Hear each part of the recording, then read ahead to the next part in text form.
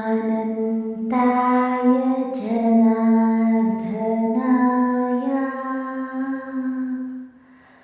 वासुदेवाय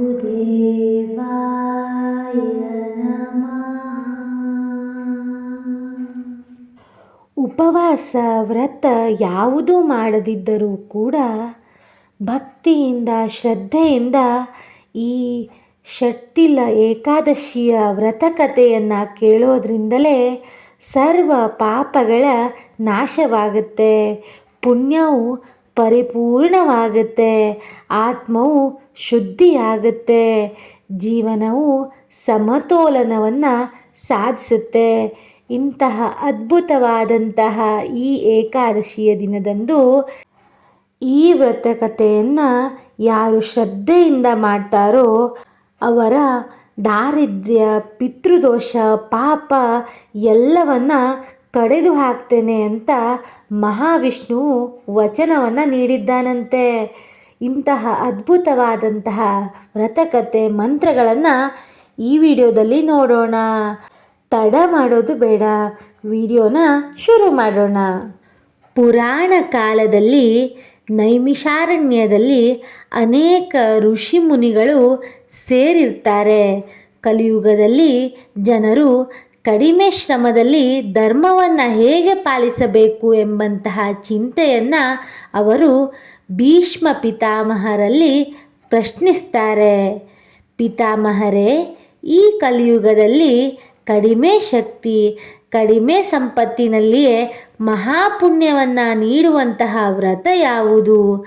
ಅಂತಹ ವ್ರತ ಇದ್ದರೆ ದಯಮಾಡಿ ತಿಳಿಸಿ ಅಂತ ಋಷಿಮುನಿಗಳು ಕೇಳಿಕೊಳ್ತಾರೆ.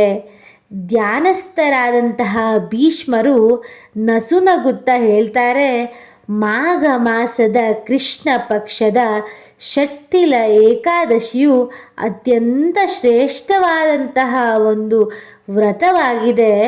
ಇದು ಪಾಪನಾಶಕ, ದಾರಿದ್ರ್ಯನಾಶಕ ಮತ್ತು ವಿಷ್ಣುವಿಗೆ ಅತೀ ಪ್ರಿಯವಾದಂತಹ ಏಕಾದಶಿಯಾಗಿದೆ ಅಂತ ಹೇಳ್ತಾರೆ. ತದನಂತರ ಇದಕ್ಕೆ ಸಂಬಂಧಿಸಿದ ಕಥೆಯೊಂದನ್ನು ಅವರು ಹೇಳೋದಕ್ಕೆ ಶುರು ಮಾಡ್ತಾರೆ.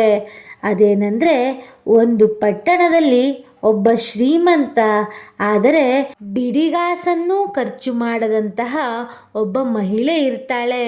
ಅವಳು ಪ್ರತಿದಿನ ದೀಪ, ದೇವರ ಪೂಜೆಯನ್ನು ಕೂಡ ಮಾಡ್ತಾಳೆ.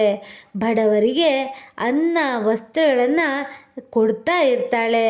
ಆದರೆ ಒಂದು ದೊಡ್ಡ ದೋಷ ಅವಳಿಗೆ ಇರುತ್ತೆ. ಅದೇನೆಂದರೆ, ಎಳ್ಳು ದಾನವನ್ನು ಅವಳು ಎಂದಿಗೂ ಮಾಡಿರಲಿಲ್ಲ. ಕಾಲಕ್ರಮೇಣ ಅವಳ ಕಾಲವಾಯಿತು, ಅಂದರೆ ಅವಳು ಮರಣವನ್ನು ಹೊಂದ್ತಾಳೆ. ಆಕೆ ತನ್ನ ಪುಣ್ಯದಿಂದ ವೈಕುಂಠಕ್ಕೆ ಸೇರ್ತಾಳೆ. ತದನಂತರ ಅಲ್ಲಿ ಆಶ್ಚರ್ಯಕರವಾದಂತಹ ಒಂದು ಘಟನೆ ನಡೆಯುತ್ತೆ.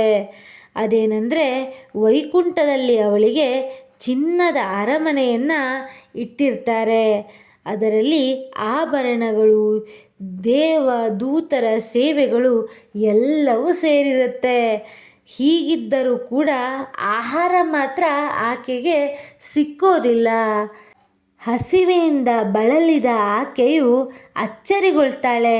ಅವಳು ವಿಷ್ಣುವನ್ನು ಭಕ್ತಿಯಿಂದ ಪ್ರಾರ್ಥಿಸಿ ಹೇಳ್ತಾಳೆ, ಪ್ರಭು, ನಾನು ಜೀವನದಲ್ಲಿ ದಾನ ಮಾಡಿದ್ದೆ, ಪೂಜೆ ಮಾಡಿದ್ದೆ, ಆದರೆ ಇಲ್ಲಿ ನನಗೆ ಅನ್ನವೇ ಇಲ್ಲವಲ್ಲ ಸ್ವಾಮಿ ಅಂತ ಹೇಳ್ತಾಳೆ.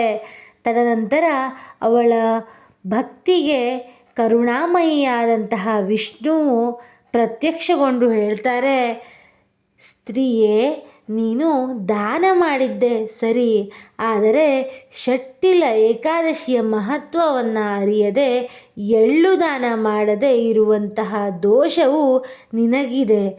ಎಳ್ಳು ಪಿತೃಗಳಿಗೆ ಪ್ರಿಯ, ಅದು ಪಾಪವನ್ನು ಸುಡುತ್ತೆ. ಅದನ್ನು ನಿರ್ಲಕ್ಷ್ಯ ಮಾಡಿದರೆ ಪುಣ್ಯವು ಅಪೂರ್ಣವಾಗುತ್ತೆ ಅಂತ ಮಹಾವಿಷ್ಣುವು ಹೇಳ್ತಾನೆ. ಅದನ್ನು ಕೇಳಿದಂತಹ ಆಕೆಗೆ ಬಹಳ ದುಃಖವಾಗುತ್ತೆ. ಕಣ್ಣೀರು ಸುರಿಸುತ್ತಾ ಹೇಳ್ತಾಳೆ, ಪ್ರಭು ಈಗ ನಾನು ಏನು ಮಾಡಬೇಕು ಅಂತ ಕೇಳ್ತಾಳೆ. ತದನಂತರ ವಿಷ್ಣು ಹೇಳ್ತಾನೆ, ನೀನು ಭೂಮಿಗೆ ಹೋಗಿ ಮಾಘ ಮಾಸದ ಕೃಷ್ಣ ಪಕ್ಷದ ಷಟ್ಟಿಲ ಏಕಾದಶಿಯಂದು ಎಳ್ಳಿನಿಂದ ಸಂಬಂಧಿಸಿದ 6 ಧಾರ್ಮಿಕ ಕರ್ಮಗಳನ್ನು ಮಾಡು. ಆಗ ನಿನ್ನ ಎಲ್ಲ ದೋಷವೂ ನಿವಾರಣೆ ಆಗುತ್ತೆ ಅಂತ ಹೇಳ್ತಾನೆ. ಆಕೆಗೆ ಭೂಮಿಗೆ ಮರಳುವಂತಹ ಅವಕಾಶವನ್ನು ಮಹಾವಿಷ್ಣು ಕಲ್ಪಿಸಿಕೊಡ್ತಾನೆ. ಅವಳು ಷಟ್ಟಿಲ ಕರ್ಮಗಳನ್ನು ಭಕ್ತಿಯಿಂದ ಆಚರಿಸೋಕೆ ಬರ್ತಾಳೆ. ಷಟ್ಟಿಲ ಅಂದರೆ 6 ತಿಲದ ಕರ್ಮ ಅಂತ ಅರ್ಥ ಬರುತ್ತೆ. ಭೂಮಿಗೆ ಬಂದಂಥ ಅವಳಿಗೆ ಮೊದಲನೇದಾಗಿ ಅವಳು ಮಾಡೋದು ತಿಲಸ್ನಾನ. ಅದು ಎಳ್ಳಿನ ಮಿಶ್ರಣ ನೀರಿನಿಂದ ಸ್ನಾನವನ್ನು ಮಾಡ್ತಾಳೆ. ಇದರಿಂದ ಶರೀರ ಮತ್ತು ಮನಸ್ಸು ಶುದ್ಧಿ ಆಗುತ್ತೆ. 2ನೇ ತಿಲಕರ್ಮವು ತಿಲ ಉಟ್ಟಣ. ಈ ಕರ್ಮದಲ್ಲಿ ದೇಹಕ್ಕೆ ತಿಲದ ಎಣ್ಣೆಯನ್ನು ಹಚ್ಚಿಕೊಂಡಳು ಮತ್ತು ರೋಗದ ದೋಷದಿಂದ ನಿವಾರಣೆಯನ್ನು ಹೊಂದಿದ್ಲು. 3ನೆಯ ತಿಲಕರ್ಮ ತಿಲಹೋಮ, ಅಂದರೆ ಅಗ್ನಿಯಲ್ಲಿ ತಿಲವನ್ನು ಅರ್ಪಿಸುವುದು. ಅವಳು ತಿಲವನ್ನು ಅರ್ಪಿಸಿ ಪಾಪವನ್ನು ದಹನ ಮಾಡಿಕೊಳ್ತಾಳೆ. ತದನಂತರ 4ನೆಯದು ತಿಲದಾನ, ಅಂದರೆ ಬ್ರಾಹ್ಮಣರಿಗೆ ಮತ್ತು ಬಡವರಿಗೆ ಎಳ್ಳು, ಬೆಲ್ಲ, ವಸ್ತ್ರದಾನವನ್ನು ಮಾಡೋದು. ಹೀಗೆ ಮಾಡಿ ಅವಳು ಪಿತೃತೃಪ್ತಿಯನ್ನು ಹೊಂದ್ತಾಳೆ. 5ನೆಯ ತಿಲಕರ್ಮ ತಿಲತರ್ಪಣ, ಅಂದರೆ ಪಿತೃಗಳಿಗೆ ತಿಲ ಜಲದ ಅರ್ಪಣೆಯನ್ನು ಮಾಡೋದು. ಹೀಗೆ ಮಾಡಿದರೆ ಪೂರ್ವಜರ ಆಶೀರ್ವಾದ ದೊರೆಯುತ್ತೆ. 6ನೆಯದು ತಿಲ ಭೋಜನ, ಅಂದರೆ ಏಕಾದಶಿ ನಿಯಮಕ್ಕೆ ಅನುಸಾರವಾಗಿ ತಿಲವನ್ನು ಬಳಸಿ ಫಲಹಾರವನ್ನು ಸೇವಿಸೋದು. ವ್ರತದ ಪೂರ್ಣತೆಯು ಇದರಿಂದ ದೊರೆಯುತ್ತೆ ಅಂತ ಹೇಳಲಾಗುತ್ತೆ. ಈ ರೀತಿಯಾಗಿ ಅವಳು 6 ಕರ್ಮಗಳನ್ನು ನಿಭಾಯಿಸ್ತಾಳೆ. ಆ ದಿನ ಆಕೆಯು ಮಹಾವಿಷ್ಣುವಿನ ಪೂಜೆಯನ್ನು ಮಾಡ್ತಾಳೆ. ತುಳಸಿಯನ್ನು ಪೂಜಿಸ್ತಾಳೆ. ಓಂ ನಮೋ ನಾರಾಯಣಾಯ ಎಂಬಂತಹ ಜಪವನ್ನು ಸದಾ ಮನಸ್ಸಿನಲ್ಲಿ ಉಚ್ಚರಿಸ್ತಾ ಇರ್ತಾಳೆ. ತದನಂತರ ರಾತ್ರಿಯಲ್ಲಿ ಜಾಗರಣೆ ಮಾಡಿ ಎಲ್ಲವನ್ನ ಶ್ರದ್ಧೆ ಭಕ್ತಿಯಿಂದ ನಿಭಾಯಿಸ್ತಾಳೆ. ಇದರ ಫಲವಾಗಿ ವ್ರತ ಪೂರ್ಣವಾದ ನಂತರ ಆಕೆ ಪುನಃ ವೈಕುಂಠವನ್ನು ತಲುಪ್ತಾಳೆ. ಈ ಬಾರಿ ಅವಳಿಗೆ ಹೊಟ್ಟೆಯ ತುಂಬ ಊಟ ಸಿಗತ್ತೆ. ಅಮೃತ ಸಮಾನದ ಭೋಜನವಾಗಿರುತ್ತೆ. ವಿಷ್ಣುವಿನ ಸಮೀಪ ಅವಳಿಗೆ ವಾಸ ಮಾಡೋದಕ್ಕೆ ಅವಕಾಶ ಕೂಡ ಸಿಗುತ್ತೆ. ಎಲ್ಲವೂ ದೊರೆಯುತ್ತೆ ಅವಳಿಗೆ. ತದನಂತರ ವಿಷ್ಣು ಹೇಳ್ತಾರೆ, ಯಾರು ಶ್ರದ್ಧೆಯಿಂದ ಷಟ್ಟಿಲ ಏಕಾದಶಿ ವ್ರತವನ್ನು ಆಚರಿಸ್ತಾರೋ ಅವರಿಗೆ ದಾರಿದ್ರ್ಯ, ಪಿತೃದೋಷ, ಪಾಪ ಯಾವುದೂ ತಟ್ಟೋದಿಲ್ಲ. ನಾನು ಅವರ ಜೊತೆ ಇದ್ದು ಸದಾ ಕಾಯ್ತೇನೆ ಅಂತ ಮಹಾವಿಷ್ಣುವು ಹೇಳ್ತಾನೆ. ಈ ರೀತಿಯಾಗಿ ನಾವು ಕೂಡ ಈ ಷಟ್ಟಿಲ ಏಕಾದಶಿಯ ವ್ರತವನ್ನು ಮಾಡುವುದಾಗಲಿ ಅಥವಾ ವ್ರತಕಥೆ ಮಂತ್ರಗಳನ್ನು ಭಕ್ತಿಯಿಂದ ಆಲಿಸುವುದಾಗಲಿ ಮಾಡಿದರೆ ದಾರಿದ್ರ್ಯವು ನಿವಾರಣೆಯಾಗುತ್ತೆ, ಪಿತೃದೋಷದ ಶಮನವಾಗುತ್ತೆ, ಆರೋಗ್ಯ ಮತ್ತು ಐಶ್ವರ್ಯ ನಮ್ಮದಾಗುತ್ತೆ, ಹಾಗೂ ಮುಖ್ಯವಾಗಿ ವೈಕುಂಠವು ನಮಗೆ ಪ್ರಾಪ್ತಿಯಾಗುತ್ತೆ ಅಂತ ಹೇಳ್ಬೋದು. ಈಗ ಮಂತ್ರಗಳನ್ನು ನೋಡೋಣ.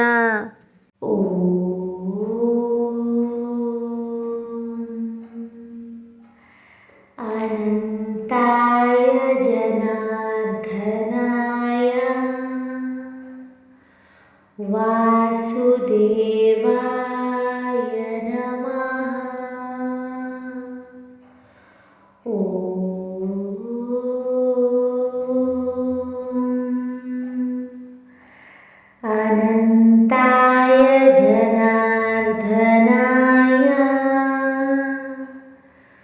वासुदेवाय नमः।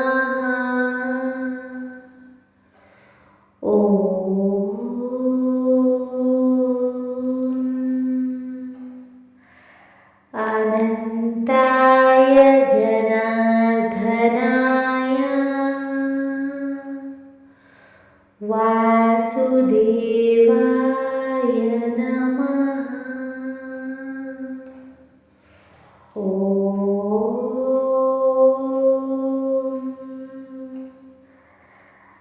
अनन्ताय जनार्दनाय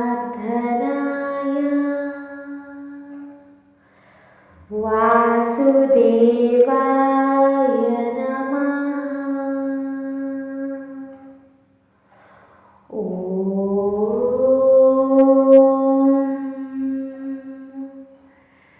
अनन्ताय जनार्दनाय वासुदेवाय नमः।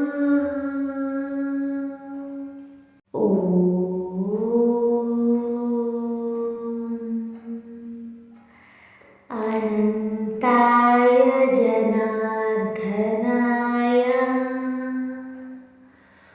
वासुदेवाय नमः।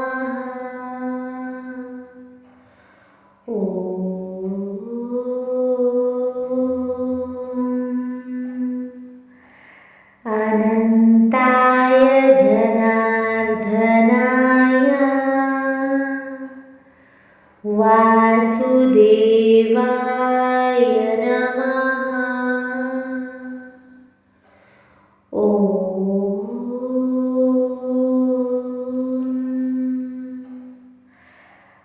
अनन्ताय जनार्दनाय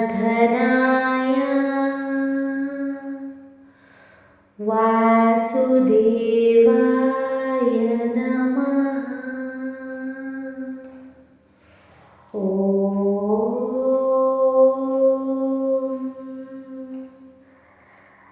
अनन्ताय जनार्दनाय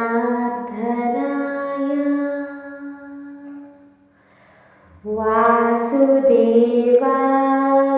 नमः।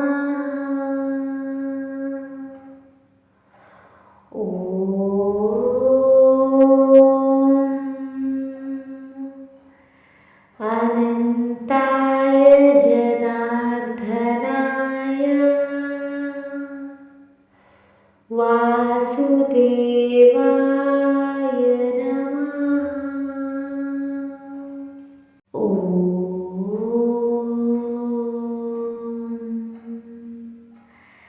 अनन्ताय जनार्दनाय वासुदेवाय नमः।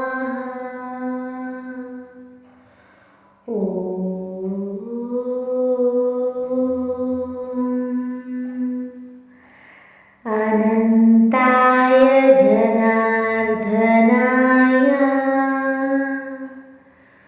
वासुदेवाय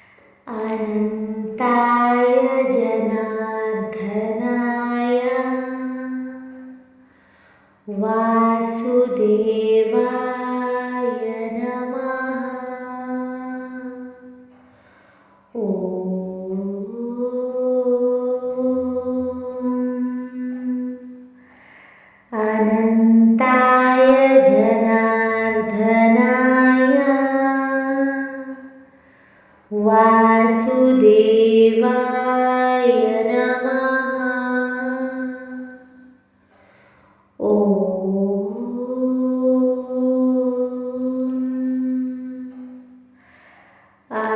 अनन्ताय जनार्दनाय वासुदेवाय नमः।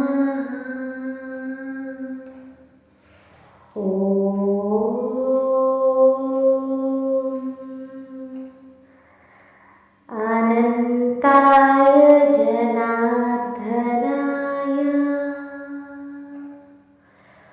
वासुदेवाय नमः।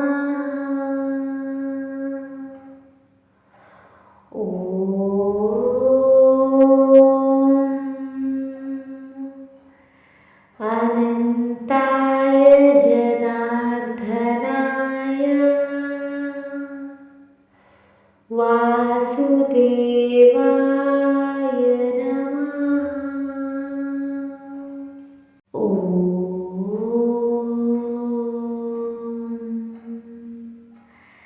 अनन्ताय जनार्दनाय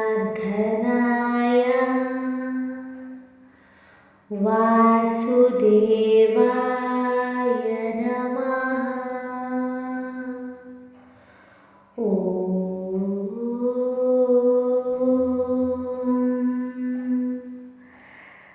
अनन्ताय जनार्दनाय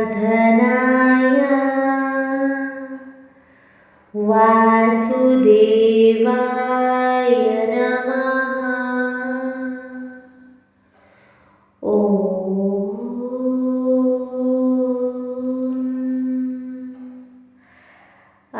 अनन्ताय जनार्दनाय वासुदेवाय नमः।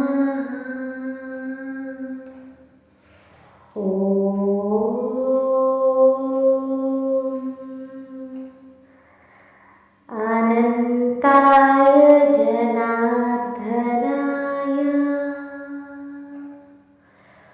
वासुदेवाय नमः।